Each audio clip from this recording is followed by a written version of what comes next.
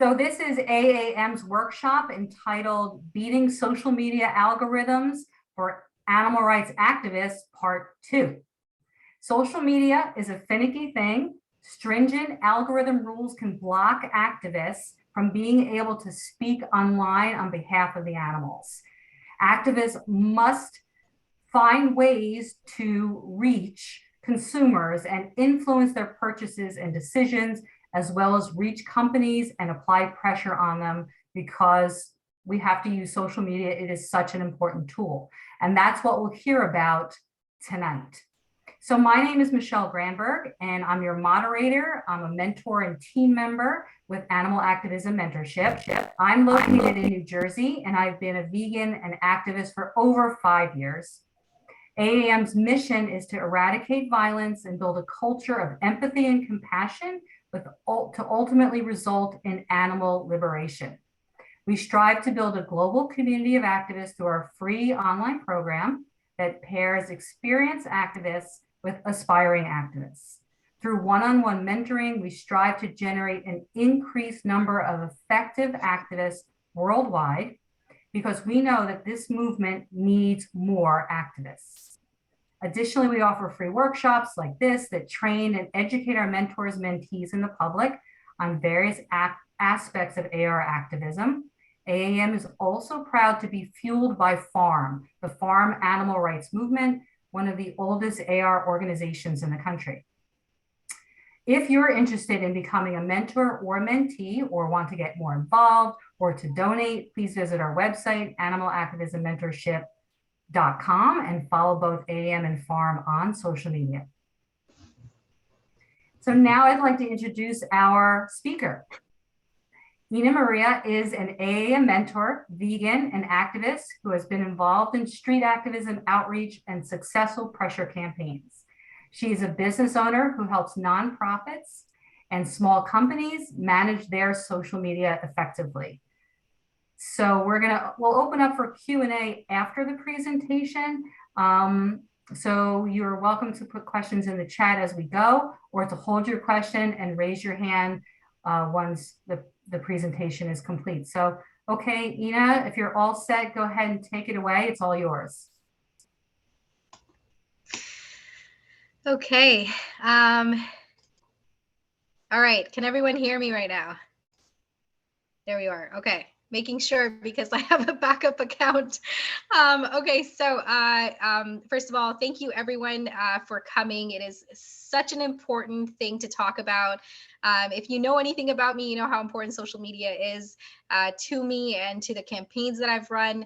I am known for running social media pressure campaigns, and I want to be able to show everyone else how to use social media for their benefit, especially as animal rights activists. So I'm going to do a presentation. If at any point you have any questions, just write them down. We'll save them until the end. I wanted to actually leave enough space for everyone, or enough time for everyone to be able to ask me anything that they want. And then I also have my contact information at the end. So it doesn't have to end here. If we run out of time, there's ways to get in touch with me. And if you stay to the end, you're going to get a link to sign up to be chosen as a winner to have a one-on-one training session with me on Canva, which is a graphic design tool online that I think can really help you build your social media platforms, a lot more modernly, and just really make your social media stand out. It's worth about $300-$400, and I'm giving one entire class for free, and it's a 4-hour training session. So if you're interested, I'll also put that link in at the end as well. So I'm going to go ahead and present, and there we go. Let's start from the top, why don't we? Oh, what's going on? There we go.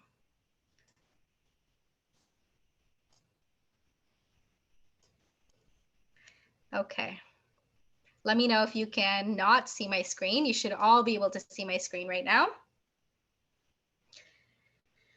Okay, so I called this Beating the Social Media Algorithms and Animal Rights Perspective. This is part 2, and I am basically building on the things that we've spoken before. If something does not make sense again, you can ask at the end as well. this is going to be a lot more of the theory part of social media, and we're going to be focusing on strategy. So a little bit about me. I already, obviously, Michelle said I'm an activist as well. Been vegan since September 2020 and activist since January 2021, thanks to my mentor, Jenny McQueen. And she, is the one who really pushed me to fight against the fur industry. And I've, sort of become quite involved with that. I actually became known for social media pressure campaigns because I started running the Red Sack pressure campaign. And of course, you folks know that they have gone for free thanks to the amazing work of so many activists. And I would like to, also give a plug to our own people who did the online pressure as well, because a lot of people worked on that. We sent them over 20,000, 25,000 emails actually. Okay. So this is me, in my spare time. In my work time, I run Libero Solutions. I chose this name, and this means so much to me. I cannot tell you, but it means to free or to rescue. I wanted it to be a daily reminder. Every single day, I'm going to be looking at my business. I'm going to remember that the reason why I do this is for the animals. And I want to be, get to a point where I don't need, to personally be involved in my business. I want it to be self-sustainable so that I can then focus more on activism and funding our activist community as well. Because the richer I get, the richer the community gets, because I have a 20% profit donation set on my business as well. So if you missed part one, I got you covered, and so does the Animal Activism Mentorship. I put a very small link in here. It's just bit.ly, like bit.ly/AAM social media part one. It'll actually take you to Animal Activism Mentorship's YouTube, which you should subscribe to, of course. And you will be able to get to part one of the social media workshop that I presented on March 3rd, I believe. So again, it's just bit.ly/AAM social media part one. So I developed a strategy, and I call it chess because I genuinely believe that social media is a game of chess. I believe that you need to be heavy on the strategy, and we're actually going to go through this acronym together. And we're going to really peel apart the strategy that I would use for us to not only beat the algorithm, but actually succeed on social media completely. Like, I want you folks to be able to go to your social media platforms tonight and start implementing some of the things that I teach you. And I want you to, not have 100 followers. I want you to get to 1,000 followers, and you can do it. I've worked with animal rights activists already. I've worked with groups like Toronto Anti-Vivisection Alliance, who saw the benefits of implementing the things that I've told them. And they've seen the benefits by getting increasing engagement and also increase in followers and exposure, so more people know who Tava is. I also, of course, work with nonprofit organizations, and I implement the same strategy across, because these are things that I spend thousands of hours on learning and understanding. And I watch people's behavior on social media, and I watch about 300 hours a month of training or listen to it, so that I can, basically summarize that, test it, and then bring it to someone like you. So I call it chess. So we're going to go into that. The first thing that it stands for, I'm just moving my little control thing there, is content planning. So this is basically like the skeleton of what you're going to be doing on social media. And this, I'm going to actually, mainly focus on sort of Instagram, Facebook, Twitter, TikTok kind of thing. But all of the stuff that I'm talking about is very transferable. Okay. So if we're not talking about YouTube specifically, it does not mean that you can't do some of these things on YouTube. So I'll give you an example. It's like, are you posting a reel on Instagram or a post? Are you doing a carousel? Can you do a carousel on Facebook? Of course you can. Can you do it on Twitter? Of course you can. There's also things like shorts and fleets, which are basically the reels, like an Instagram reel, a YouTube short, a Twitter fleet, which are the same kinds of things, stories or reels that exist on other platforms. Now, I want us to really dive into the sort of the idea of content planning. I don't want us to get into the sense of, where you're posting whatever comes to you the day of, or you see something on someone's social media and then you post it yourself or repost it right away. I want us to be a little bit more strategic in that. So if you see something that's really good, don't stop yourself from actually just sharing that for later, like saving it or actually screenshotting it and then just using it at a later date. I want us to think about when we're planning content. Are we going to post a reel? Are we going to make an actual just post like a photo? Are we going to do a carousel, which literally can be 1 to 10 photos on Instagram? Same thing with 1 to like, I don't even know, 30 photos on Facebook. Are you thinking of doing a YouTube video or a YouTube short instead, which is kind of like a reel again? Are you thinking about just sharing to, like, instead of doing tweets, are you thinking of just doing like the fleets, which is kind of like a story on Twitter? And then also thinking about whether we're doing a Facebook video or a reel, for example, because Facebook also has recently released reels. Now, I'm not going to sit here and basically tell you, okay, today you post a reel, tomorrow you post a post or a photo, and the next day you post a carousel. What I want you to do is try to be strategic for yourself. So reels, for example, take a very long time, no matter if they are for Facebook or Instagram or whatever. On average, when I build a reel, it takes me about 20 minutes to 30 minutes because not only do I have OCD and I need it to be perfect, but I also want that information to be captured anywhere between 7 to 11 seconds. I actually don't want to go over. And if I do, it's likely my reel's not going to do as well. Because right now, our social media is going to a place where you need to actually talk to someone in 7 seconds or less. Some of the audio that is trending on Instagram right now is all 7 seconds long. And so I want you to be, not only strategic, but also, sort of like compassionate to yourself. So what I would probably do, especially if I'm just starting out, is do like a reel today, a post tomorrow, a carousel maybe, or another post, share something from someone else, and then do another reel to give yourself time to actually build on information.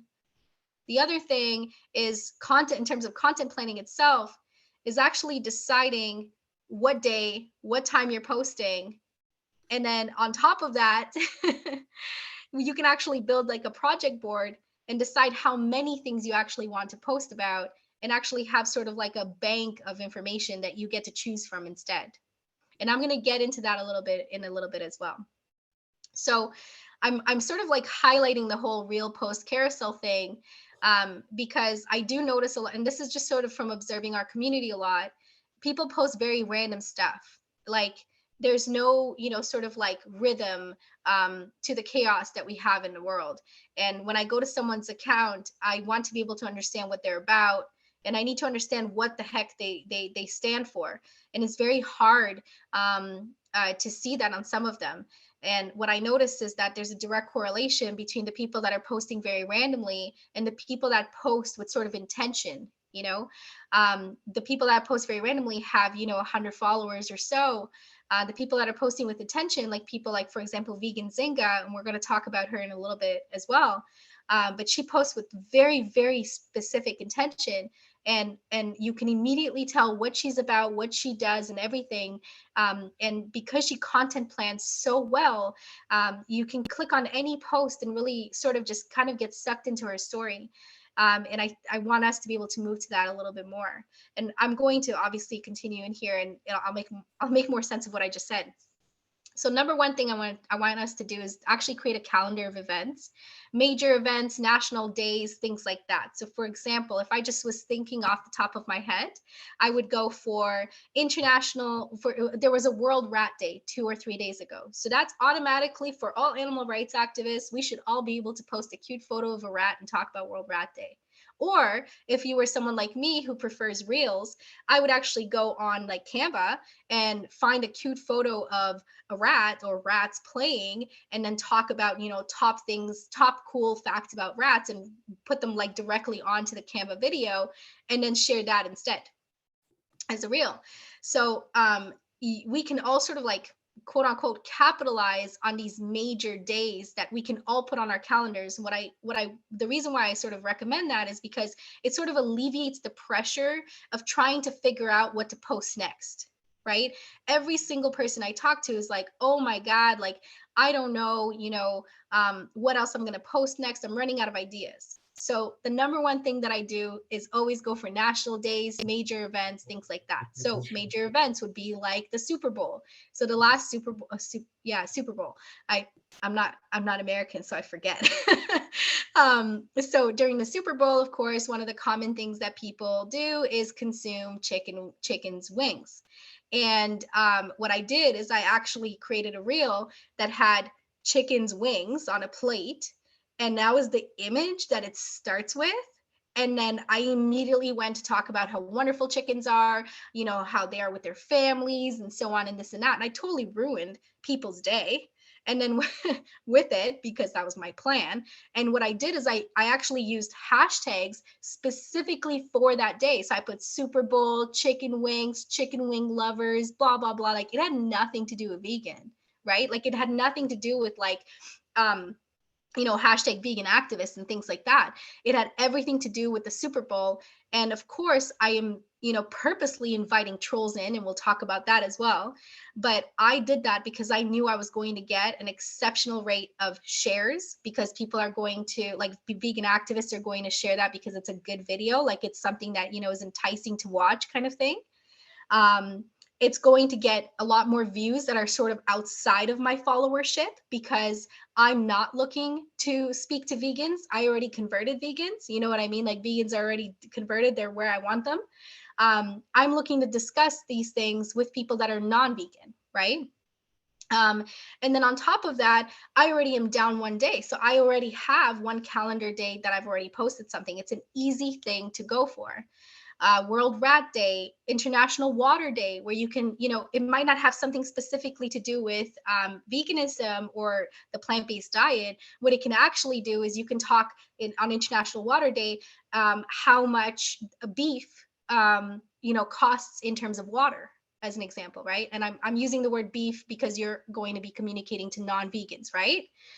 Because of course I wouldn't use that to us. It's cow's flesh, but I want you to think about when you're talking for these international or national days, outside of the box, outside of the vegan box. You want to reach things that have nothing to do with us as well, and things that have to do with us as well. Like there's an International Vegan Day and so on, and you can actually capitalize on those things, and you can mark them on your calendar.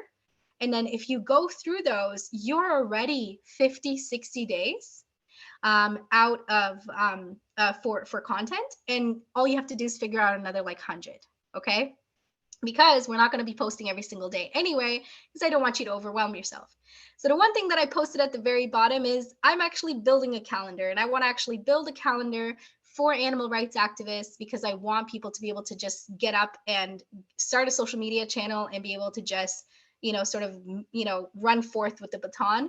So if you are willing to volunteer on this project, because it is going to take quite a bit to build it, let me know and reach out to me, and my contact will be at the end as well, because I think it would be a really cool project to work on. And what I would need is I would want someone who's, Canadian, American, and then of course outside in other countries as well, so that we can actually build on days that have nothing to do with our or my specific country, right? Excuse me, I apologize. I'm still recovering from COVID. So I do have a cough, and I'm very sorry that I'm going to cough in your ears. I am going to try to limit that as much as possible. So major trends. Major trends for me are not only things like, for example, the latest dances that you can do on TikTok, which you can then also transfer to Facebook, and you can also transfer to Twitter, and you can also transfer to Instagram. But it's also things like the newest hashtags. An example of that, and you might find this really funny for me to suggest, but if anybody knows about the GameStop issue, where people were like investing in GameStop and trying to, sort of like beat capitalism a little bit. When GameStop is a company. So during those times, you can actually use those hashtags for your benefit. You don't have to, sort of just like, especially on Twitter, for example, if you're using GameStop, people will just pay attention to your tweet, even though it has nothing to do with GameStop. You can just talk about like, hey, reminder, go vegan for the animals, hashtag GameStop. You know what I mean? We can really like, take advantage of those trends. On the other side as well, though, is trends, and I'm gonna actually say this very specifically, is how do I say this in a sensitive way? Right now, we have a war going on. It's a Russian versus Ukrainian war. And a lot of people are going to write, Slava Ukraini, or something like, pray for Ukraine and stuff like that, right? So generally speaking, I like that people do that, and I want people to do that because it connects us to the rest of the world and makes us allies. But at the same time, don't look like a follower. You know what I mean?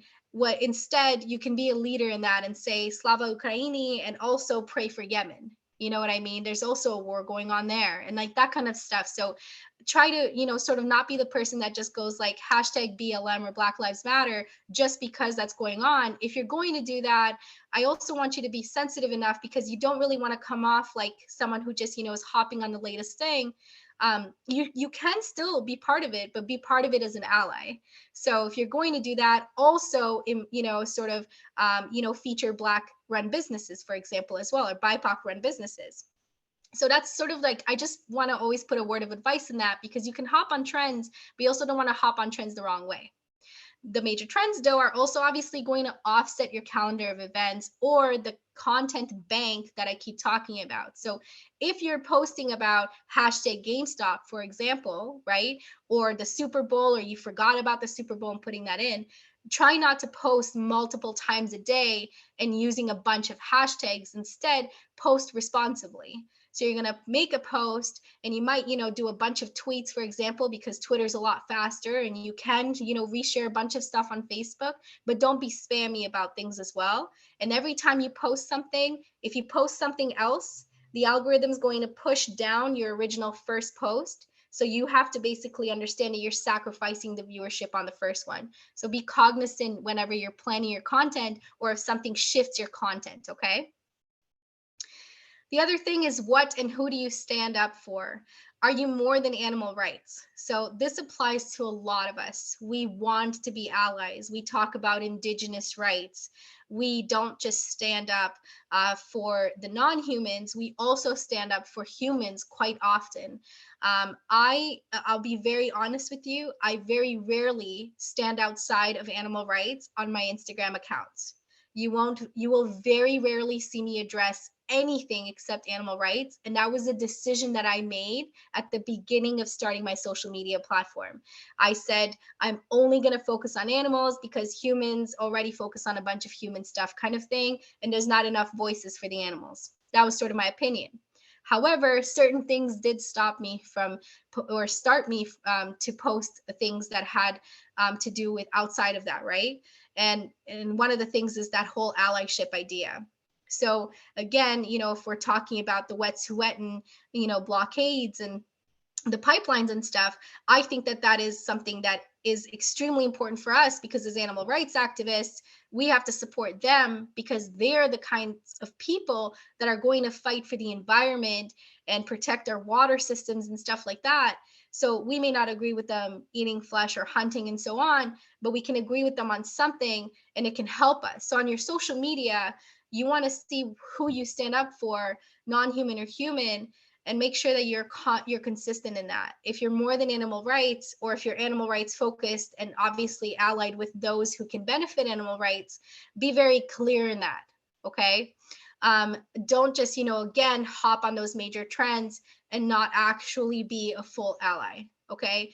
As an example for me, one of the biggest things with the BIPOC community, and one of the things that I had posted, I think it was actually one in my private Instagram account, was that as a vegan, I think it's extremely important to talk to the BIPOC community because not only does the Black community actually have one of the most increasing amounts of vegan conversions, but on top of that, they are often the recipients of some of the worst environments because they are often located near neighborhoods and near like fields that actually spray pesticides and animal waste and stuff like that completely in the air. And there's a lot of documentaries around that as well. So to me, being an ally to that community literally, saves animal, like it benefits animal rights. So if you're going to go down that route, just be, again, strategic and respectful of what you're doing.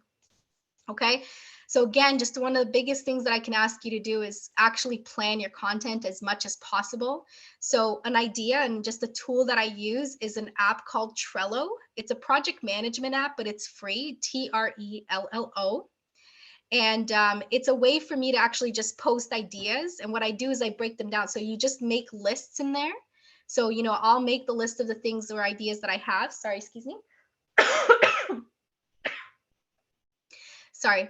And then what I will do is I will break them up like, okay, I can make this one into a reel. I can make this one into a post. I can do this one in a carousel and so on. So you can do things like that. Or of course you can write them down, whatever works for you. You can build it in a Microsoft Excel if you can, but I definitely recommend creating a bank. The other thing that I have is on my phone, I have an actual folder that has like screenshots or ideas for social media. And I go and steal a bunch of other people's things because the internet is recycled, man. I don't know how many times I've seen the hopeful herbivore post other people's things and forget to, actually tag them. And then, kind of like take them as their own stuff. And that's okay because that's just the way the internet works, he stamps his stuff on that and then I'll go and take it and stamp my own things on it sometimes. I know it's probably horrible, but you can do that and you can get ideas and make your own graphics. Sometimes, I don't know if you folks remember, it was there was a memes about Bernie Sanders and he was sitting on a chair. And, those are the kinds of things that everybody was posting. And then I went and created my own and I put, Bernie Sanders sitting on a chair in front of a grave saying, me waiting to die from protein deficiency, I'm so sorry, I'm coughing. I really do apologize. And so, you can do things like that and hop on those trends and things like that. And you can really plan them if you're using like a project management or, a place where you can store all of your ideas. Okay. The next thing. Oh,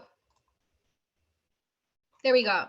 Okay, the next thing is hashtag building. So hashtags are across every single platform. You've got Facebook and YouTube and Instagram and Twitter, except we're going to use them a little bit differently, okay? So on Instagram, top hashtags. Top hashtags are under 500 or over 500,000 posts. What I strongly urge everyone, excuse me, is to make sure that you're using as many under 500,000 posts instead of over 500,000 posts. The reason why, and this is something I think I addressed in part one as well, is that the more posts that you have on a specific hashtag, like for example, hashtag vegan, is so overused that every like 3 nanoseconds, someone else uses it and posts, which means if you're posting something, your post has already disappeared. Like you in the blink of an eye. Whereas if you use things like vegan activists, you're specifically targeting a specific group. I'm not saying not to use any hashtags that are very high in number. Sometimes you have to, for example, hashtag Super Bowl, right? That one is definitely overused. And it's definitely going to, sort of like make your post go really fast in that category. But I still think it's, it's relevant. So you need to use it, but use it in conjunction with lower viewed hashtags as well. Okay. Do you use hashtags on Facebook? Yes and no. To me, I don't use hashtags on Facebook primarily because I'm kind of lazy and because Facebook's kind of on its way out. But I do use it sometimes when I want to post something very important and I'm hoping that my post will get seen by someone other than my followers. We all know right now that Facebook is it's in kind of one of those places where you're getting most of your information from people that you interact with and also from groups. So you want to, sort of focus more on that. But I still, if you have the hashtags already built, I don't think it harms you to go and put that at the bottom of your caption. Okay. I apologize again. So in terms of hashtags on Twitter, you should be using them, of course. I don't want you to overuse them as well. Like, for example, on Instagram, you have 30 hashtags. On Twitter, you're going to run out of space pretty quickly because you only have, 200 characters or whatever it's up to now. So you want to be a lot more strategic with them. So don't use, hashtag Super Bowl. You might use hashtag chickens wing or chicken wings because that might get you a little bit further on Twitter. In terms of TikTok, same exact thing is you don't have a lot. There's a lot, like for example, everybody was using hashtag FYP, which means hashtag for your page on TikTok, and they got used like 2,559 billion times. So at that point, it's not going to work. So people started doing hashtag FYPP. And now it's like hashtag FY and like 10,000 PPPs after it, just so that they can get in front of something. FYP for your page means that you're going to actually get fed in someone's page front. So I want you to be specific on that as well. Sometimes it's not worth actually doing hashtag FY and 10,000 Ps. You might instead want to actually use, vegan for the animals and something like that. And you also have to be very cognizant of your space, right? So be a lot more strategic on Facebook, Twitter, and TikTok, and be a lot more specific on Instagram with a couple of those loose little over 500,000 tags as well. But definitely build your hashtags. So building a list and keeping it handy is exceptionally important. Don't just randomly sit there and tag. What I do is I have like a Google Keep, and Google Keep is just an app where you keep like notes.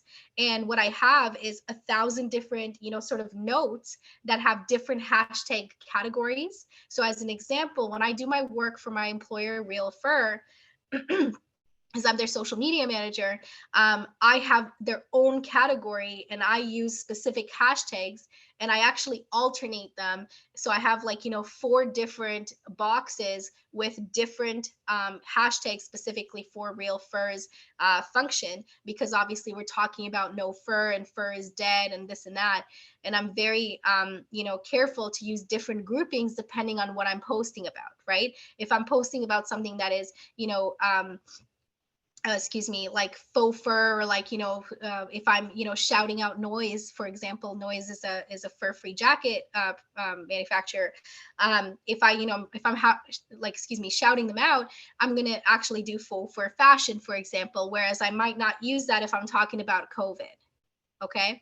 Building that list and keeping it handy. Another way that I actually used to do it is I would use my ex-husband and I would actually send him the list of hashtags in WhatsApp and say ignore. And then because I can actually do it on my computer a lot faster, and then pick up my phone and then copy and immediately paste the hashtags in my caption or in my comment on Instagram, for example. The 24-hour hashtag limit, I urge everyone to pay attention to. So if you are posting every single day, because sometimes you might actually post every single day, like you might actually, be, daring enough to post 365 days a year. I wouldn't, but if you are, go for it. All the power to you. And if you are doing that, I want you to, I'm so sorry. I want you to be careful about using the exact same hashtags within 24 hours. So I'll give you the Real Fur example again. Real Fur has a specific directive that we are to use hashtag Make Fur Farms History, which is the hashtag, sort of dubbed by Real Fur and the fur bearers. And they, it's like a thing that we have to post that in every single post. The problem is if I post every 24 hours, I could actually get spammed on Instagram for using the same hashtag within 24 hours because it kind of looks like spam. So I actually post every other day instead. Okay. And so choosing what to do, or of course, if you're not stuck in that, sort of demand like I am, you can actually just, make sure you create these little groupings of hashtags. And then that way you can post every single day and avoid getting spammed or spam. Silly swear words or irrelevant hashtags are not a thing. And I definitely, I know that everybody wants to say hashtag FUCK fur. And that's great. I understand why, because we're angry. But if you actually look at that hashtag on Instagram, not is it barely ever, if at all, used, but it's looked down upon by Instagram's algorithms. So I generally tend to stay away from swear words. If I am swear wording, I'm not swear wording. If I'm swearing, I'm going to, actually use like a asterisk and stuff like that. And I would never use them in the hashtag format.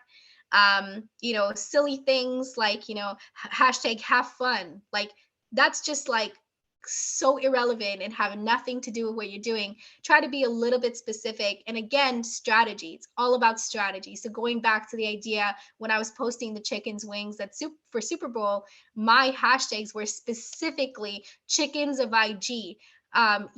Super Bowl, chicken wing lover, chicken meat lover, whatever, like drumstick lover. Like I was specifically targeting chicken eaters, chicken flesh eaters. You know what I mean? And I was very specific on my reel, and it was one of my highest performing reels because I, of course, peed a lot of people off. And if you're like me, you want to do that quite a bit. If you're not confrontational, you might want to stay with chickens of IG or, chicken lover or cute chickens and things like that. And, stay away from that, but be relevant, avoid swear words, and don't be silly. Like hashtag happy Monday has been used so many times. It's just useless. Like use your hashtags wisely. And that is across every single platform I'm talking about.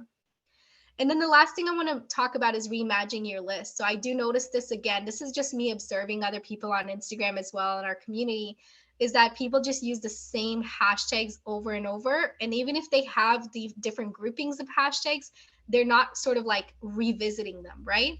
2 years ago, hashtag vegan was not used a lot. Like I barely saw it used. I could see that it was growing. Now, if we hashtag vegan and look on Instagram's usage, you're like, it's like at 135 million or 155 million views. Okay. It's no longer a helpful hashtag to use. The same thing happened when plant-based started sort of being a little bit more of a known word or, hot topic kind of thing. And that, of course, the more it gets pushed out in the world, the less likely you should be using it. So you would be using plant-based people of IG or something like that. So you want to still be relevant, but you don't have to use the same exact list. Like you have to, refresh yourself. And I'd probably do this every couple of months, like every 3 months. I'm not saying you have to sit there for a long time. Use your desktop computer if you have one, get on your phone, see what hashtags you were using. And then all you have to do is go to the search bar on Instagram. And Instagram's sort of for me, it's like the trend setter. Obviously TikTok has its own world, but Instagram's kind of the trend setter. So if hashtag vegan is trending on Instagram, it'll trend on Twitter and on Facebook. So of course, again, Twitter again has its own world as well, like hashtag GameStop, but you can still sort of like see how popular this topic really is. So you can do that. And if you hashtag, vegan activists at the top on Instagram, it'll automatically tell you how many times it's been used. Okay. Moving on, we're going to talk about engagement. So there's 2 different types of engagements. I'm going to quickly review the engagement on your own profile, but I want to focus on the engagement with other accounts more. Okay. So engagement on your profile, when I'm talking about that, is asking questions that people would want to answer. So things like,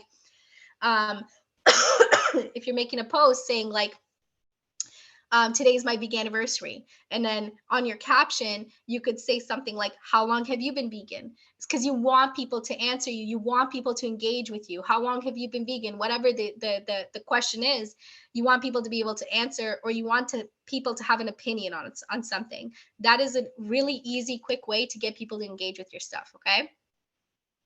Trolls, which are my favorites. There's actually articles, like there's a company, I think it was the Vegan Fried Chicken, that actually had so many trolls that their engagement and their social media platform actually soared because they had trolls constantly bothering them on their social media, and they were answering back, and they were super witty with their replies. And so not only do I like trolls, because they are actually sort of boosting my social media profile, and I thank them for coming to my page. And I usually, engage with them saying like, thanks for coming to my page. Like, you've just boosted my engagement or something like that. But sometimes I have some of the best conversations because I get to see the other side of what people are thinking. And at the end of the day, once again, is I'm not posting for vegans, I'm posting for non-vegans. So if I'm hashtagging chicken wings, I don't want to talk to a vegan who agrees with me. I want to talk about to someone who still consumes chickens. And then I want to see what their thinking process is. And what I love about that is I spent 4.5 months actually talking to a cattle farmer, quote unquote cattle.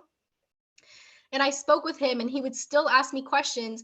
And I eventually, of course, like I kept pushing him to Renee King from Rowdy Girl Sanctuary, because obviously like she, does her magic with farmers. But he just kept coming back and asking me questions about veganism. Like I changed his mind about animals, and I challenged him, and we like continued our conversation for 4.5 months on my direct messages on Instagram. Those are the kinds of things that I love. Those are the, like, I live to change people's minds on consuming animals, right? Or exploiting animals. Of course, engagement in terms of saves, shares, comments, and likes. And I'm doing those, exactly backwards and exactly the way I want you to focus on them. So getting people to save your information, getting people to share your posts, commenting 4+ words or more, and then of course, liking. And then lastly, excuse me, is the replies and the likes of stories. So now people can actually like your stories, and that boosts, the more people reply and like your stories on Instagram, on Facebook, on Twitter, the more it gets pushed to other people. So the more you can get someone to, have some sort of reaction, the more likely it is that your information is getting pushed to other people. I'm just gonna take a drink, I apologize. I'm probably gonna say sorry 1,000 times, and it's just because I'm Canadian. Okay, I hope to God somebody's laughing in the background over there because I can't see anybody. Okay. Engage with other accounts. I put this in bright smack in red because I need people to understand this. So engaging with other accounts, first of all, I'm actually going to go backwards a little bit and actually talk to the bottom here, building rapport with others. It's not just, I missed the T, the famous people that I want you to engage with. It's not, Rob Banks, who has 50 or 60,000 followers. Yes, still engage with him, but also engage with the little guy. Because Rob Banks has so many followers, he's going to not be able to answer you, first of all, because he's probably getting bombarded, right? With like, if you see how many likes and how many comments he has, it's less likely he's going to be, be sitting there having a conversation with you. But, it's also good to build a rapport with the smaller people, because those are the ones where you're going to be building the rapport and actually have a community. Right. So a great example is someone who I cannot wait to go down and see. Her name on Instagram is Pop Vegan Baking. And, she just like has the most wonderful Instagram. And we've actually been engaging with each other for the whole time that I've been on Instagram. And we followed each other. And then since then, she comments on my stuff, I comment on hers. So we basically guarantee engagement with each other. Right. Whereas like a larger account like Rob Banks, who's considered an influencer, already will have that engagement because people are already commenting and he's already grown a lot of his community, right? Like he's got people who will go and engage with his stuff. The more they engage with his stuff, the more he shows up on their feed. So you want to have the smaller guys as well in that, and the people that are influencers. Of course, commenting 4+ words and proper words on other accounts is extremely important. Like, make sure that you're actually commenting stuff that actually matters, not just like, thanks for sharing, we love this, like, or I love this, that's it. It's not worth it, but you want to comment. You want to use the bell to get notified on Instagram. Or you can on Twitter, on Facebook, you can, the more you engage with people, the more that is actually gets sent to you or given to you in your newsfeed. Write your top accounts on paper and go to them daily, like daily. Okay. This counts on Facebook. This counts on Twitter. This counts on YouTube. It counts everywhere you go. I want you to go and create, sort of 5 to 15 accounts, maximum, lowest amount, maybe 5 people. I want you to actually go to their top accounts, Rob Banks, Vegan Zynga, Cranky Vegan, you know, and interact with them and watch what they're posting every single day. The cool thing about that as well is that you're also learning about what kind of posts that they do, and you can also observe why they are so successful and what they are doing, right? Because they have strategy, they have consistency, they have a brand about them, and you can learn a lot from these accounts as well. Excuse me. Make sure you're actually relating and listening. So I could see someone, one of my peers actually went and commented on the Cranky Vegans post one day, and they were arguing back and forth with him because they hadn't actually listened to what he was trying to say at all, and they only read sort of like just a very top and didn't actually read the rest of it. And he actually stopped to educate them, and then of course they eventually backed up. Like, make sure you're actually relating to the individual and actually listening to what they have to say. Make sure you're not just posting like, oh my god, like this sounds so great, or wow, you're just, excuse me, you're so inspiring. Like, you know, one of the accounts that I engaged with for a little while was because she also suffered from thyroid disease. And it was something, of course, that's close to my heart because I also have thyroid disease. So it's, you know, something that I could, you know, communicate with and tell them my story and stuff. So we still keep in touch because of that. Excuse me. Sending them messages. So I don't shy away from sending a famous person a message. Um, it's actually how I ended up getting the Red Sack campaign shared, because I was just like, you know what? If they say no, they say no. If they ignore me, they ignore me. I don't exist from the beginning, that kind of stuff. So I ended up taking my Red Sack campaign on Instagram, and I shared it to like the Cranky Vegan. I just basically like said like, hey there, my name is Ina. This is what I'm doing. Please help. You know, and I did that to the Vigilante Vegan, to the Cranky Vegan, to Rob Banks, and so on. And every single one of them shared the stuff, you know, and you just never know. The other opportunity as well is to actually, you know, say things like, for example, with the Cranky Vegan, is I'll just send him a message and just be like, you know, thanks for sharing this the other day. Here's what I learned, blah, blah, blah. What do you think about this? And it's like, I actually genuinely go to these individuals for advice, for information, for education, because I'm also a brand, like a new activist. Like people call me seasoned now, but before I wasn't, and I was lost. And I lived mostly online because Canada was on lockdown for like the longest time, and I was not able to go to events. And so sending them messages, not only does it, you know, sort of help them engage with your things, but on top of that, it also, you know, gives them, you know, an idea of who you are. You're more likely to get followed by them as well. And then, you know, on top of that, it builds the rapport. And then of course you can do that with any other accounts as well, but engagement is absolutely like top of the like priority list for me. Even if you cannot post for a week because you've run out of time or content or whatever, like I will not post for so long because I completely have run out of time in my life. I'm working way too many jobs, okay? But what I will do is I will still engage. I will still go and just constantly interact with other accounts as much as possible. And I will do, like, I will send messages, I will comment, whatever. And I will do that for weeks at a time sometimes, because that will still continue to bring followers to my page. Every time I comment on plant-based news stuff and I write like a, you know, legit paragraph in there, I get followers. It's like direct correlation. And I want you folks to do the exact same thing, because sometimes you get your comment pinned at the top and next thing you know, you're overnight famous. Just saying. Sharing is the next part. So sharing for me is not just, you know, pressing the share button and then putting it to your story or putting it on your Facebook, okay? Sharing for me is actually tagging the individual, sharing to your story, and actually like reposting with and giving credit where credit is due. I will actually go on Real Fur and I will literally reshare. I'll find like photographers that are, you know, well known, like that have, you know, hundreds of thousands of followers who photographed a fox as of late. And I will take that and I will repost it to Real Fur's grid, or I have it planned to. And then what I will do is actually tag the photographer. So what will happen is the photographer will come and comment or like and say, thanks for sharing.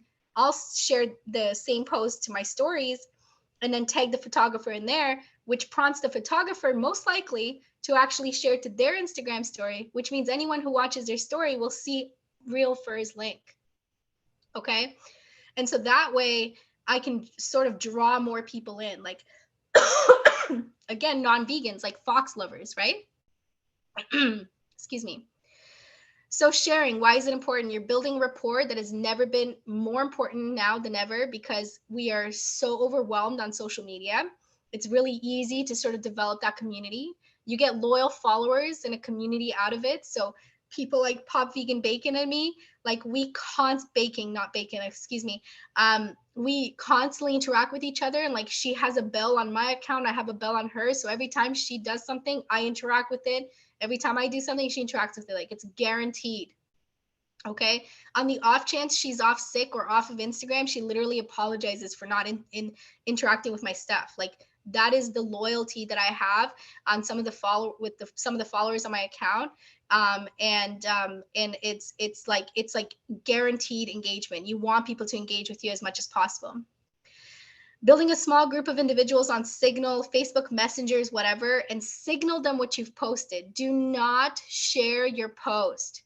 Okay. If you share your post, no matter which platform you're in, if you go and share and put a direct message to someone and say, hey, I just posted this, go check it out, and the person clicks on your post, it's no longer considered engagement. So don't do that. Say, hey, can you check out my most recent post at Get Your Veg On, and then let them click on your name and go to your grid and then engage with your stuff. Okay. The other thing that I usually have is a small group of individuals in a group, like people that I know are my loyal followers, for example, like Pop Vegan Baking. And I will, have them in a small group and say, hey, I just posted, folks, can you guys go and, interact with my stuff? You can do that, and you can build your community. And these are people that, like, for example, like I will go and ask my dad who's on Instagram to go and interact with my stuff if I'm experiencing low engagement. Okay. Sharing to stories or reposting and actually tagging them. That's a really big one. And I notice a lot of people share without tagging. So what that does is the following. One, I don't know that you shared, because if you shared my stuff and didn't tag me, how am I going to know you shared my stuff? On Facebook, I might know, because Facebook might give me your notification. Not always though, because notifications on Facebook are just crappy, and they sometimes combine, so you can't tell everybody who shared your stuff. Excuse me. And then on top, if I'm on Instagram, I have no clue that you shared anything. If you repost without tagging me, I have no clue that you reposted, unless I genuinely, like, literally follow you and make sure that I know that you've posted. And if I'm an influencer or anything like that, I want to know as fast as possible, right? Like, if I want to get someone's attention, I'm going to make sure I tag them. Every time I've tagged the Cranky Vegan, he has reposted to my stuff to his story. Sorry. That's the kind of stuff that I want. I want him to know that I tagged him. I want him to know that I'm interacting with him. And of course, I want to give people the credit anyway, because I want them to do the same thing with me. I want that to happen reciprocatingly. Okay. If you have Instagram to Facebook auto posts on, which I do notice a lot of people have, you have to actually go back and tag the person or the page. Don't be lazy. I know a lot of people do it, where like they'll post me like repost from @Get Your Veg On with 2 G's. But on Facebook, I'm not Get Your Veg On. I am get space YOUR space VEG space on, because I'm a different page. It's not the same tag. So that actually ruins the tag, and I no longer see that you've engaged with me on Facebook as well. So if I'm an influencer, if I'm someone else, I'm not going to be able to interact with your stuff. Like, you want people, you want to bring them to your stuff. Okay. I apologize. Help build them up so that they build you up later. Like, you stay in their face, they'll know your name. It is constantly there. They're like when Red Sox first announced that they went for free, because there was a kerfuffle, confusing thing that happened there. The Cranky Vegan took the time to message and say, hey, you should be really happy that this just came out. And it's like, you know, it's like, oh man, like you remember me? Like I haven't been on social media in like, you know, I don't even know how many months it's been since I've actually actively posted. But like, you know, just it's that kind of stuff. Like I've been in this person's face for so long, I don't think I can get out of it now, right? Same idea with people who are influencers, and same idea with other people as well. Like there are people, my dog recently passed away, and you know, people messaged me out of nowhere and say like, I know you've loved her, I saw all your stories, I know how she was sick 2 years ago. Like people remembered because I've been in touch with these individuals for so long. Like we know each other's lives, you know. Which brings me to my next thing, and that's storytelling. Okay, I'm going to cough, excuse me. Just a moment. Oh man, sorry guys. It's been a minute for me to talk so much. Storytelling. So I have been the face of Get Your Veg On. When I first came out from being, you know, only online and stuff like that, I went to a local event. It was the National Animal Rights Day, organized by Animal Rights Toronto, Jenny McQueen, and in Toronto, and I walked up to people, including Pierre Ravine, who's actually on this call, and he walked up to me, and all I knew him as is plant-based Pira, and he walks up to me, he's like, "Hey, get your veg on, right?" And I was like, "Hi, who are you?" And he goes, "I'm plant-based Pira." Like, we're not robots. We are humans behind, you know, the accounts and stuff like that. And you know, Pira knew me as, you know, Get Your Veg On and all the things that I talked about. He did not know me as Ina. And I think it's very important for us to have that sort of personal touch on our Instagram accounts. When we don't have a personal touch, we are often not going to have the same kind of engagement or the same kind of loyalty. So an example is a friend of mine who's managing a dance company asked me if we should post thank you for getting 3,000 followers. And I said, do the followers know who the owner is? Have they, you know, like, do you have any sort of personal engagement on there? She said no. And so I said, well, I don't know if it's going to be received the same way, because people like are kind of just following because of the dance and the this and that. They're not going to actually like really comprehend or seriously take it that seriously that you have 3,000 followers. They might just sort of like be like, oh, okay, whatever, you know what I mean?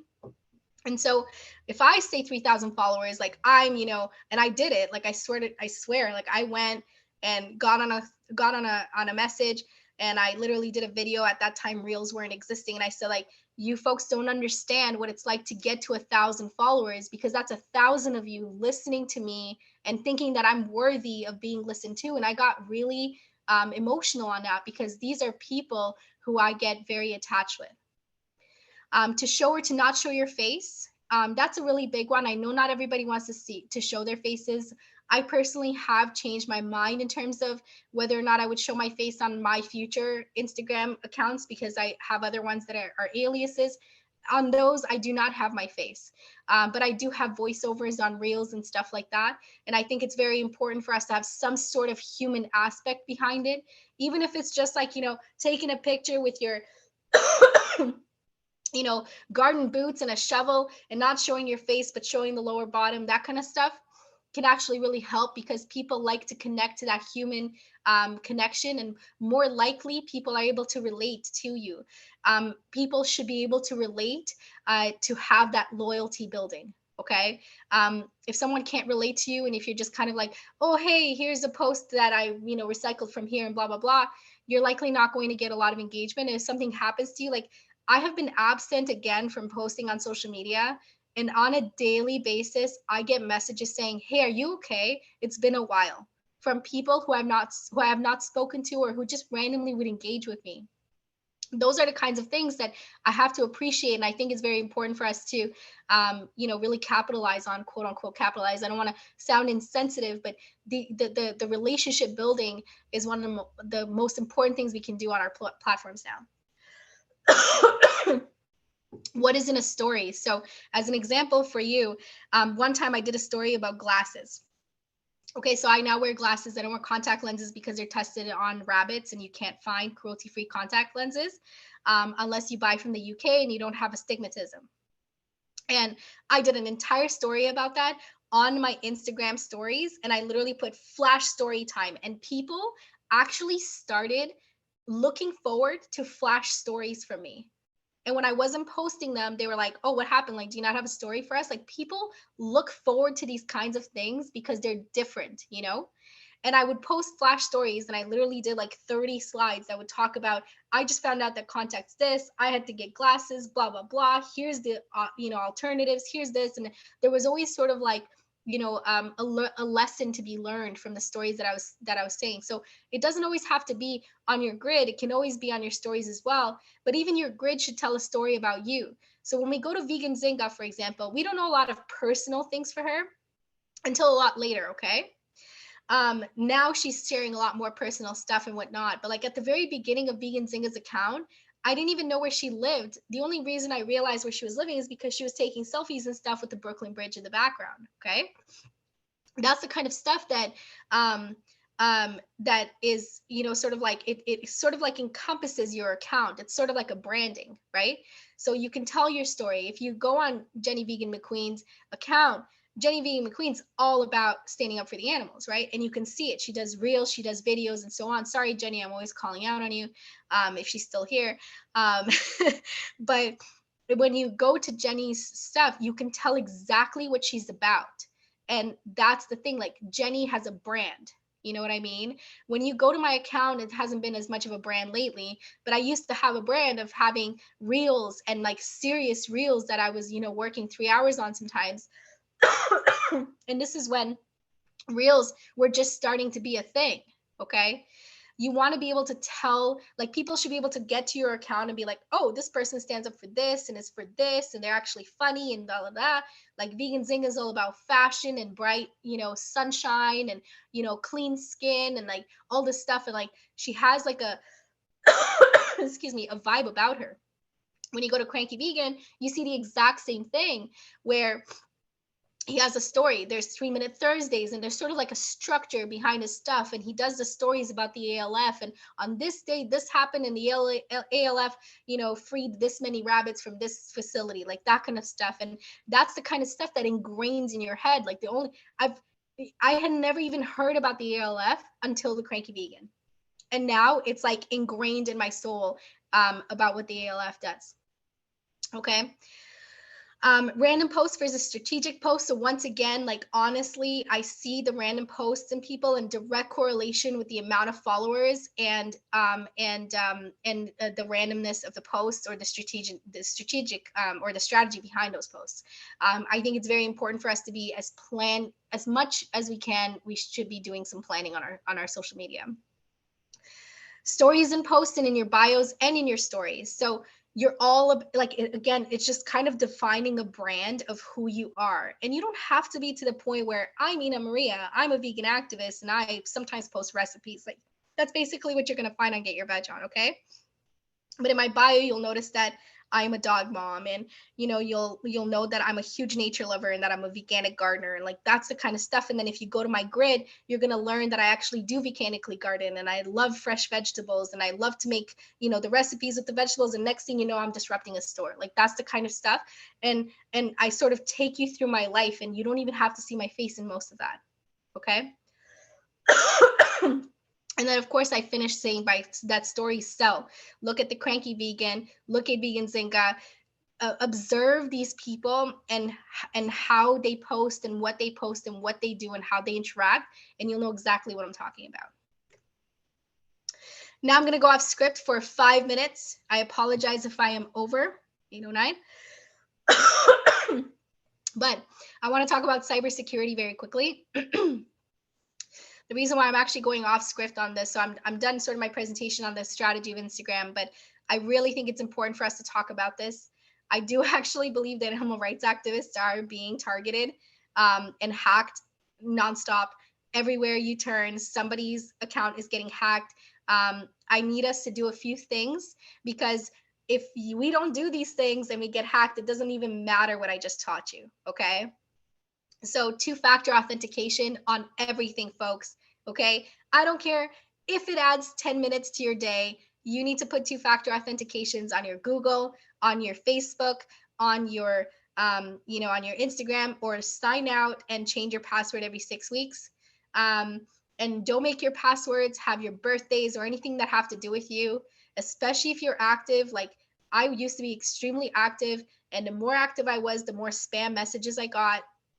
I have witnessed people get hacked. Like I saw it happen. Like there's I would call it a restaurant called Animal Liberation Kitchen in Toronto, and they recently got hacked. And I literally saw it within minutes of it happening. Like it was literally like I was scrolling on Instagram, I saw their post, and it said something about make $20,000, and I was like, no. 10 o'clock at night, I called her, and she actually picked up the phone. I literally called like the restaurant number. She ended up almost losing a vendor because the vendor was actually doing a partnership with her because she had over 5,000 followers. And suddenly she was no longer that because she had to recreate her entire Instagram. So a lot of things happen. Like there's another place, I won't name them because I'm not actually spoken with them about it, but they are a market, like a vegan market in here, and they actually did get hacked, and they got asked for money, and they gave that money, and then they still ended up losing their Instagram account. So I genuinely recommend that we do as much as possible and make sure your passwords are very strong. The $ is the most common symbol that people put in their passwords. There's 8 other symbols that you can use. You don't have to use the $ and everything, okay? And so I want us to be very serious about cybersecurity. I want you to think about like how you can get out of Instagram or Twitter or Facebook or YouTube really quickly. So as an example is to create an email list or contact in your Signal or your MailChimp, for example, which is free to use. So you can actually have contact with people if anything ever happens to your account. So once in a while, what I do is I actually download my followers list, and I actually have it in an Excel. So if anything happened, I can immediately message people, 20 at a time, so I don't get spammed, right? And tell them to follow my new account. And then something else that I do on some of my alias accounts that are, I have some alias accounts where I actually target certain like egg industries and stuff. And in those accounts, I have backup accounts for those accounts, just in case anything happens to my accounts, and that if they're spammed and stuff like that, okay? Do not negotiate with cyber attackers. You're not going to go anywhere. I am currently looking to see if I can get someone who's more knowledgeable in cybersecurity to actually do some sort of workshop. And I'm specifically hoping that we can reach out to vegan hacktivists if they're capable of doing something like that. 1 second. Good God. Okay. The last thing I want to actually give you as an example is how much can I deduce about you based on your photos and posts? It's actually really scary, okay? There was someone that was following me, and I wasn't really comfortable with them because they seemed to be posting photos of a young child that didn't belong to them. And I was like, oh, like I don't want to like remove them as a follower because I'm kind of hoping that if anything happens, I'm like aware of them so I can like call the authorities and stuff. And I was like, let me see how much I can deduce about them, okay? I literally scoured their Instagram account, and because they took a photo of their food, there was a sticker on the microwave that had their prescription, and I had their name and phone number, their name, their first and last name, and which pharmacy they filled their stuff at, and how many refills they had left. And it was literally on the microwave, and I was able to like take a screenshot of that, and I actually kept it in case I need to call the cops. Like that is how much, how like easy it is for someone to find out where you live, what you do and stuff like that. And based on that, I found out that they're actually a teacher in a school. Like it's creepy.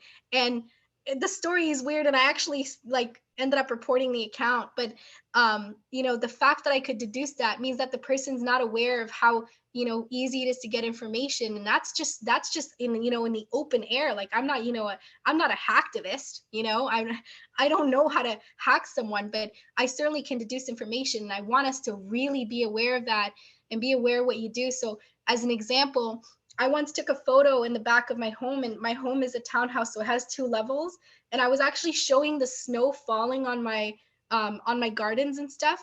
And I realized in the background, you could see the store names across my house, which means that someone could deduce that I'm not going to say my store names in case the wrong person's in this Zoom right now. But if you could see the store names, I actually Googled the store names afterwards and realized that there's only 2 of them in near the area that I live in, which means you can basically tell which house is mine. Okay, things like the color of my roof, because my roof has a funky color. I swear I actually avoid posting that if I ever do, videos and selfies, because I don't want someone to know my house looks different than every other house on the street. Like, I'm that scared about who's watching my stuff. And as animal rights activists, we should have that sort of added layer of security culture, especially online nowadays, because we're constantly getting spammed. So I know I don't want to be, nagging you about this stuff, but please be careful. People are getting hacked left, right, and center. And people, like, I've watched, people physically, hold a sign that say, do this, blah, blah, blah. I swear it's me. This is real. And they were doing that because they wanted their accounts back so badly. Okay. It can get pretty serious. And I want us to avoid that as much as possible. Okay. If you have more questions, please feel free to ask about that. Again, I'm not a cybersecurity expert, but I really feel like we need to talk about that. Final thoughts. It's the giveaway that I mentioned at the beginning. I know some people are joining, halfway through, but I am giving away another 4-hour training session on Canva. It's a graphic design reel building machine. That's where I build all of my reels, and I do like my reels, and maybe that's a bias, but if you want to enter the giveaway, that is your link. I actually posted on the slide this time around because the last time I had to post it in the chat, and then people didn't actually see it, the people who watched afterwards. And I'll actually give it an entire week from today. So I'll do an April 14th, and you'll just get an email from me saying that you won. It's 4-hour training session. I'll split it into 2. So it'll be like 2 hours and 2 hours, and you book it directly with my business link. So you can, sort of have enough time in between, and it's entirely up to you on how fast you learn it. And then, of course, if there's any questions, and then this is my last slide, just give me a shout if you have any issues. I have my email, my Instagram, and my Facebook on there as well. And I'll give it a second before I stop sharing my screen. I'm done talking.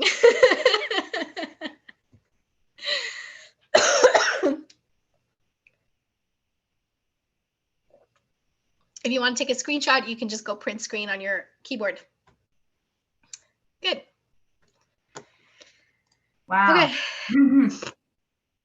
It's a marathon. Oh my gosh, that was, and take a breath, right? That was so amazing, Ina. So much content right there. And even, I mean, we could go on and on, right? So, thank you for being here, even though you're recovering from COVID, and it's, we feel you in that regard. So now we're gonna open it up to questions, of course. You feel free to raise your hand, just press the hand raise icon. But there was a question in the chat from Uday, who's still with us. He just wanted to ask, how do you get shadow banned? Is there a short answer to that? Yeah. So refer to part 1, because I did talk about the shadow ban quite a bit on part 1. Okay. And look at that up. And then Uday, you can always message me after, and we can go through a couple of things. But, mainly it's like posting, hashtags less than 24 hours that are the same hashtags, commenting, stuff like that, just be like, fireball, and that's pretty much it. Following or unfollowing too many people at once. Maximum is about 20 per 24 hours. If you go to mass unfollow, you're basically like, you're going to get yourself in trouble. There's light shadow bans, and also like actual full shadow bans where you can't even post anything. You might just get silenced by places like Instagram, and Facebook is doing it quite a bit as well. But you just have a light shadow ban and stuff. And if you are light shadow banned, it's probably because you're logging in from too many devices. If you Thank you. If you are, for example, you're sending like your post or the same message to too many people in your direct messages. I keep saying DMs, but I want to make sure everybody knows what that means. So DMs or direct messages. If you send too many messages that are the exact same, like, hey, don't forget to like my post, blah, blah, blah. If you're doing that, you can just quietly get silenced. You won't even know. You'll post something and then you'll suddenly have no engagement and it wouldn't make no sense. Or one of the worst things you can do is like post something, hashtag it, and then delete your post because you didn't like something about it. If you do that and then try to post again, you're spammed basically. Okay, great. That was a great little summary. And again, everybody can check out part 1. It's on our YouTube channel. Just search for Animal Activism Mentorship on YouTube. Who else has a question? So Shreya had a question she put in the chat earlier, Ina, and again, others can just raise their hands. When you were talking about Ukraine and Yemen and posting about that, she was asking, how can you post, I can't remember, without taking away from the current issues? See, that's so tough, right? I believe that animal rights is like here and everything else is like here, because it's like war happens and animals suffer. Like everything is like animal suffering to me. There's 37,059 animals that are dying every single second. Not to depress anyone, but I did the math, and that doesn't even count baby male chicks and stuff like that. So to me, like nothing tops that. So generally speaking, what I'll do is I'll keep my grid specifically, like especially on Instagram and stuff. Again, like I focus a lot on Instagram because that's where a lot of people are and a lot of companies are. That's where they're focusing most of their engagement, their ads and stuff like that. Facebook is very secondary now, but anywhere I go, a lot of my posts are specifically animal rights. And then in my stories, you'll see other things that have something to do with whatever else, right? But I try to, like, no matter what, and you can feel free to disagree with me. You don't have to agree with me on this, but to me, like animal rights and then everything else. And I believe that posting about Ukraine takes away from the animals, not the other way. So I'm very like, no matter what happens, if there's war going on, I'm thinking about the animals that are dying more so than the humans. I'm sorry. That probably sounds pretty bad when I say this, but it's just, we are, the cause of that. And I'm very careful not to take away from the animal rights stuff as much as possible. Once in a while though, when we do, for example, on June 2nd, when everyone went dark, so they put a black square to be silent for Blackout Tuesday, it was called.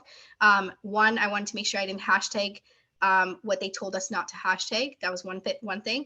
And then two, I made sure that in my stories or in my highlight on my Instagram specifically, I had, businesses that I was building up that had to do with the BIPOC community, but I didn't post any other things surrounding that because I felt like it was taking too much away. And so, again, to me, stories and highlights are really easy way to like still be a good human being and a good ally. But animals to me are like first. Great answer. I hope it answers. No surprising. Thank you. All right, Dana, you have a question. Go ahead and unmute yourself, please. Thank you. Thank you so much for this class. This is so good. You are just full of information. I really appreciate it. Okay, so my question was on Instagram. Like I've posted before and just gotten like, I'm sure this happened to everybody, just get like harassed by somebody, like message after message after message of trolls. Is that good? Because I usually block them because I'm like, fuck off. So like, that's okay. I love them. Oh, you like them? I bring them on. I bring them on. I want them to bring their cousins in it. Like I want, like, even block them. I can't. Yeah. I don't have time to read all the posts because sometimes they're so long and there's so many, and I'm just like block. But that's bad to block that. I should want that to happen. Yeah. And like, to be honest, though, and there's one stipulation I want to make. If you're going to cuss them off, call them a-holes, tell them to F off or tell them they're ignorant or stuff like that. Because I have seen people get into some serious, like, negative conversations, then it's better to just block them and move on with your life. But if you can be kind and compassionate to the, like to the worst of the people, not only is it a practice on your patients and like learning on how to control that stuff, especially when you're dealing with people. But I think it's really important to show them kindness and compassion, and to show them that no matter what they say, they cannot break you, and they cannot break that spirit of, and like, I am very like, I'm so sorry you feel this way. Is there anything I can do to change your mind? And I always ask the question back, because I want them to come back. I want them to answer me again. I want that opinion saying like, I disagree with you and here's why. What about this? And like, I like push them on that thing. And for example, with the cattle farmer, I said, but did you ever think about how they suffer? Did you ever see how they care for each other when the cow gives birth, for example? Did you ever see how she licks her calf? Do you ever see her crying? Because I've seen cows tear up. Have you ever seen that? Did you ever see your kids crying about it? Like, I ask these questions, but I'm not asking them in a sense of disrespect. And if I ever feel like if I feel like I'm starting to sound disrespectful or pushing them too much, I say, by the way, I really don't mean disrespect by this, because I really want to know what you think, because I really appreciate your opinion. And I just like kill them with compassion, man, kill them with kindness. And then the more that they do, the more likely they are to sort of dissipate themselves, because honestly, it's just not even like, it's not worth blocking them, because to me, trolls build you up. Like, every troll I've seen doesn't just go, oh, you're all a bunch of idiots. Like, it doesn't just or get a job. It's never as simple as that. It's always like blah blah blah blah blah, you guys are dumb, blah blah blah. And it's always like these paragraphs. And the more they write, the better our engagement is. So let them come, bring it on, Okay. like, welcome the trolls, but keep the peace. You know what I mean? Like, and it's hard. Like, I sometimes I want to, like, at the end, like, if it's draining and I feel like, God, like, how can someone be so evil? I will say though, like, on Real Fur, they'll actually post things like, I love watching them bleed and stuff like that. When it gets to that level, like violent, they're booted. Like, I block them, because that's the kind of stuff like, man, like, you're evil, like you're like nasty in your heart, like, and I block them, and then I actually go and see who they follow, and I block everybody they follow too. So like, I go next level, because I don't want to invite any negativity, especially in a documentary. Like, Real Fur is a documentary for those who don't know, and they're going to come out with the doc just now, and I don't want anything to sort of infiltrate that. And a better example of that is also when we posted a reel from our representative in government, Bay Nate. He's Nathaniel Erskine-Smith. He's for the animals. And he shared his introduction of a banning fur farm bill in the federal at the federal level. And people were commenting about economy and this and that. And I didn't block those people. I actually went and said, we're all about the animals here, and this is the stuff that we want to do. We'd like to keep the economy on a different conversation, because right now we're just here for the animals here. And we shut it down in a professional manner and then block those people. We just left it alone and let them, argue between each other. And then we just like pinned other comments to the top that were actually relevant and let those drown underneath, because we didn't want to block people that are actually supporters of ours either, if that makes sense. So like, be strategic. It's always about being strategic. So if I think what you were saying last is if they were like scary or something, you could block them, right? Or wait, is that what you were saying? Okay, because you're saying you have so much information. Okay, yeah, because one person was kind of like creeping me out too, so I did block them, but that's a different scenario. Okay, thank you for clarifying. Yeah, like, don't ever do anything you're uncomfortable with. Okay, like, I welcome trolls, but don't be sitting there like going to bed crying about people. Like, if you get to that level, block, man. Like, this is your safe space. So Vegan Zinga does a really great thing where she actually posts and says, if you're going to be negative about this, you're getting blocked off my page. Like, she's just straight up like, you're out. This is a safe space. And I love that, because she was talking about children. And of course, a lot of vegans are anti-natalists, and totally cool. Like, there's different, whatever. And she's like, you better keep it profesh or you're getting booted off my page. And people were like kept in line because of her. And that's the kind of attitude, if you want to, create a safe space in your place. So I've stopped people from saying stuff like oh, you guys are just dumb. I wrote back saying like, honestly, I if you want to have a great conversation with me, I'm really open to do that. But if you're going to call me names, I'm going to have to remove you, because this is a safe space for everyone who's on my page. And I've done that. And then they calm down and they actually want to have a conversation with me, because sometimes people just want to be heard. Sorry. I'm alive. Did that answer your question? Yes, more than enough. Thank you so much. So good. Thank you for asking that, Dana. That was a great question and thoroughly answered. So, Ina, Howard was asking about whether there's a centralized compilation of the animal rights related dates on the calendar, and is that if that's something you're in the process of creating? That's what I want to build. Yeah. Where will we can't find it now, obviously, but where will we find that? I will find a way to get it to you to download the link, and it'll just be a downloadable file. Excuse me, that you can just get in. And again, if you want to volunteer, especially if you're outside of Canada, if I can get someone who's like does the American ones, like I'm not aware of every single one, and I don't watch TV, so it does not help. Excuse me, but I will find a way to actually get it. And then Howard, since we're working together on Nation Rising, since we can do a plug in here so it's like for Americans, it's the Agricultural Fairness Alliance. Nation Rising is the equivalent of that in Canada, and they're working to build plant-based systems. And so since we're working on that, I'll be building a calendar for Nation Rising as well, and that'll be very specific. Thank you, Kasia, for putting the handle on there as well.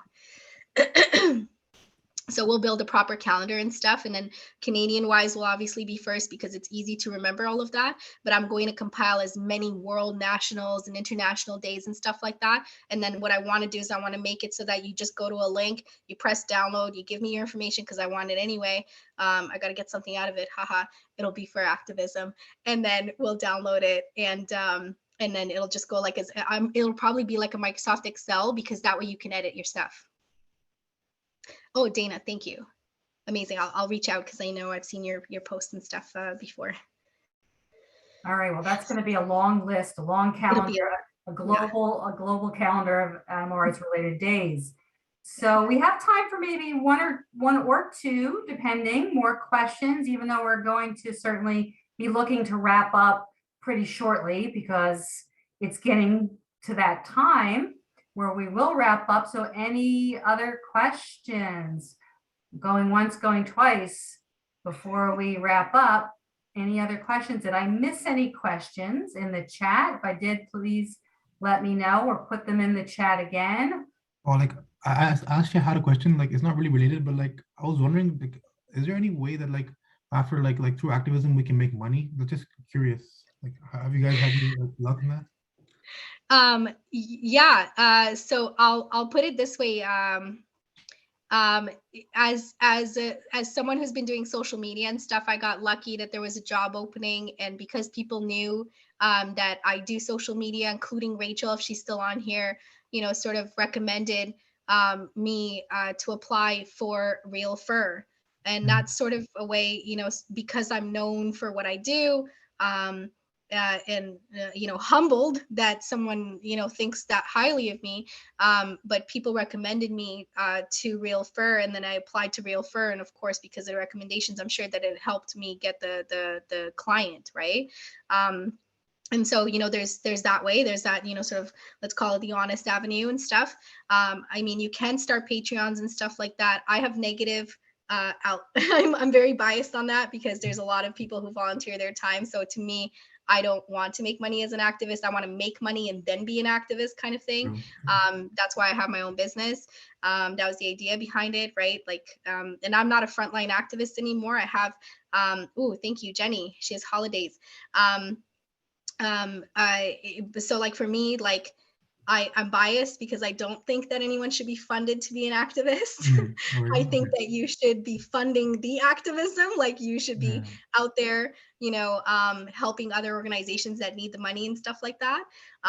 But if you found a way to get people to like be creators, like if the Cranky Vegan started a Patreon that actually was supporting the Cranky Vegan, I would donate to him. Because I know that the stuff he's putting out is costing a lot of time and money, and and he's actually like doing stuff. I know that someone like Jenny McQueen, because I know her, and I know how much money she uses of her own to go and do stuff. Like You know, she just wrote that she's in Buffalo. I know what she's up to down there, up to no good per usual, all the good. But you know, someone like that, I know that they're using their own money. I would want to send them stuff. Like I've done things where if I've gone to rescues and I know that I really need to buy more like cracked corn, for example, when I was rescuing some ducks, I, you know, said, if you want to donate, you know, to their stuff, and anything extra, I'll just donate somewhere else, kind of thing. I have done that, but to me, it's like sanctuaries, you know, animal rights movement stuff, like places like Animal Justice would like would get my money first before an activist will, simply because we have other ways to get our means, whereas like sanctuaries have no ways to get their means except us, if that makes sense. So yeah, that's my very biased answer. I appreciate your input. Thank you. Thank you, Vijay, for that question. So sort of related to that, Trey, who's doing our behind the scenes tech stuff today, is asking for any recommendations regarding fundraising engagement. I'm sure Fundraising engagement. Fundraising engagement, increasing engagement for our online fundraisers.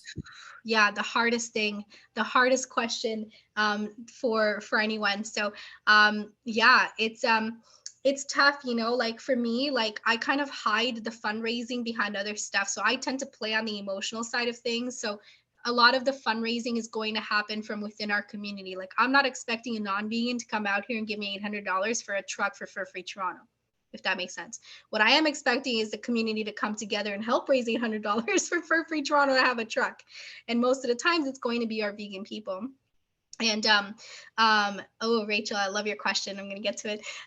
So if you are trying to get engagement on fundraising, I would play on the emotional side of things and give examples and why, and like always focus on the why. Like when you think about any, you know, sort of unconventional or way of marketing yourself, it's always like you start from the why. Why do you need to do this? And you need to prove to that person that their dollar should go to you and to no one else.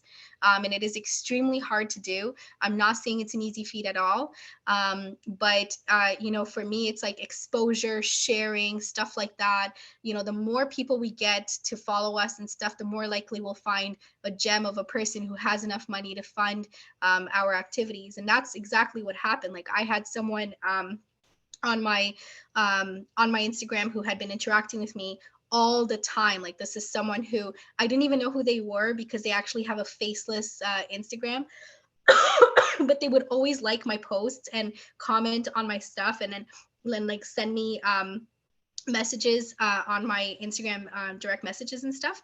And I would, you know, message them back and like, you know, be somewhat personal, like, hey, you know, thanks so much for your support. Like, you don't even know how much it means to me that you're constantly messaging me and stuff like that. Like, this really brings up my spirits. And then later it was like another message and so on. And then one day I realized who they were because they got tagged by someone else. And I was like, oh my God. And then a week later, we post about us asking for money to raise for a truck for Fur Free Toronto. And this individual donated the full $800. And I was like, what like, it was like within seconds of me posting saying we need the money. And I was like, oh my God, like, you know, I saw them interact with my post, and then minutes later they donated to the GoFundMe. So it's those kinds of people that we, you know, obviously want to like nurture and stuff, our relationships, but they kind of come out of nowhere. And the reason why they knew of me is because other people shared my stuff. And that's the thing, like we constantly, it's a work in progress all the time.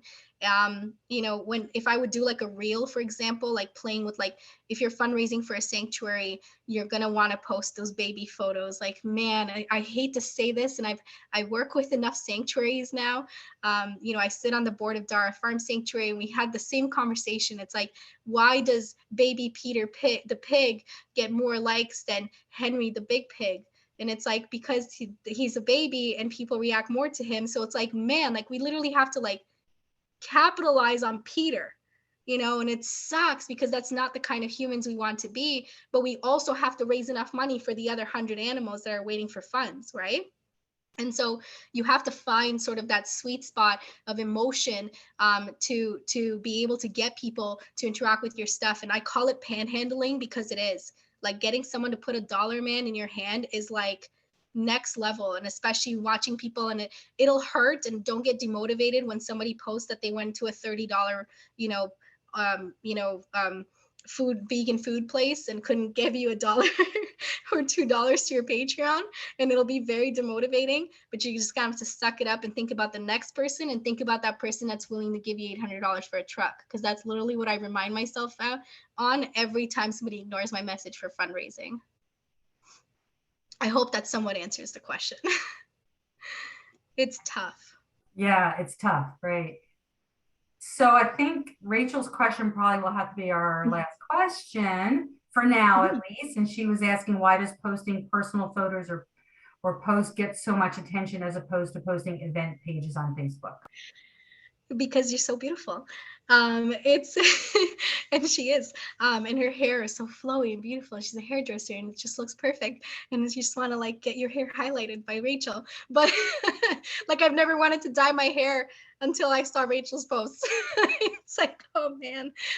But no, it's because people want that human connection, you know. Like, I once posted a photo with a mask on, and I was actually having a really bad day, but I just put the mask on because I hadn't waxed my mustache. Okay, I'm not gonna lie. And I was over here, and I just kind of looked away, and I put something about eating animals causes pandemics, because that's what my mask had said, and it got like one of the highest amount of likes possible. And then people were messaging me about my eyelashes, and I was like, are we seriously having a conversation about eyelashes? Like, I was fuming, because for me it's like, you know, like there's so many more important things than the mascara that I'm wearing. But if I can get to have a conversation with someone about my mascara and then be like, hey, by the way, do you know there's a fundraiser going on? That's the kind of stuff that I do. And I'm not shy. I'm not shy at all. And that's the, you know, that's the way that we can sort of use it. So one of the strategies that I would do is I would have, you know, 8 posts that have other things. So reels, carousels, posts, whatever, reshares from other accounts, things like that. And then 1 cute photo of me. And what that will do is it'll boost my algorithm, because people like to engage with it, and then post something really down and like, you know, emotional and something that I really want people to know about. Hashtag put that fundraiser next. So Trey, who asked the question about the fundraising, is I'd probably post your pretty photos or photos of dogs and cute baby animals and all that stuff. And then the next, you know, moment, talk about the fundraiser, because then your algorithm is the highest, people have engaged with you the most and stuff like that. But unfortunately, it's that human thing. Like, we are more online now than we've ever been before. Like, the average time spent on Instagram is like 2 hours and 42 minutes at this point, or something like that. That's 3 hours out of someone's day that they spend scrolling through people's stuff. Like, that is insane to me. Well, I spend like probably 16 hours on it because of my work, but we spend a lot of time, you know, away from individuals. So when we get that slice of like human connection, we tend to get high on it a little bit, and we want to be on there, you know, interacting with people. And I think that that's what's happening. And, you know, like Instagram used to be about cute photos, you know, it was about cute girls and cute outfits, you know, sitting on cute little bridges in Italy, you know what I mean? Like, that's what Instagram is about, lifestyle, things like that. So if you can somehow tap into that, that's probably why your algorithm is doing so well, because you're still staying true to what Instagram's focus is, versus like sharing a picture of a rescue. I mean, Instagram doesn't care about that, right? Okay. And thank you for the recommendation to Real Fur. Rachel. Well, I guess we'll have to, I mean, Ina, that was amazing. You might need, I think, a part 3, a part 4, a part 5, et cetera, et cetera. So rest your voice so we can continue. But folks, as we're really going to wrap up now. But, you know, feel free to continue to use the chat for the next minute or so. What's that? Reach out. I am never away from my stuff, you know, like I am literally on Instagram doing Real Fur things and get notifications about Get Your Veg On. Like, I am never away too far to be communicating with someone. I don't disappear very often unless I like really need to. You know, and I just ask questions. Like, that's the only way I've ever learned is by asking questions and asking for someone's help. And I don't think that should not extend to you as well. So if you say, oh my God, like I just got shadow banned, what WTF, what am I doing? Well, I'm obviously going to be like, what did you do? And tell me what happened. And, you know, I've never not tried to help someone. with the exception of when I disappeared because of my 1,001 personal things and the loss of my dog. Like, that's the kind of stuff that I'll just like get off of the internet and say screw everybody. But you know, I'm very rarely away, and I want everyone to just be like asking the questions. So may I just share my information one more time so people can see it? Yeah. Thank you. Let me just get good. Thank you. There's my, I'll just make this bigger here. Okay, so that's my information. You know, obviously email, like I'm on it because of work, so I'll be more responding and stuff like that. But my Instagram is right there. Facebook less so because I don't like Facebook. I'm biased. I apologize. Okay, and then if you want to enter the giveaway for Canva, I'll also post that link in there so you folks can see it. Give me like 20 seconds. That's the giveaway. You just sign up so that I have your information, and I'll just pull a name randomly through Wheel of Names, and I'll send you an email on the 14th. Fantastic. Thank you for being so available for ongoing questions and inquiries, and continuing to keep the connections going that we're perpetuating here. So as we start to wrap up, I just want to announce the upcoming workshops from AAM, because we offer regular workshops, weekly, monthly, ongoing. And the next workshop is next Thursday, April 14th. It's on effective outreach.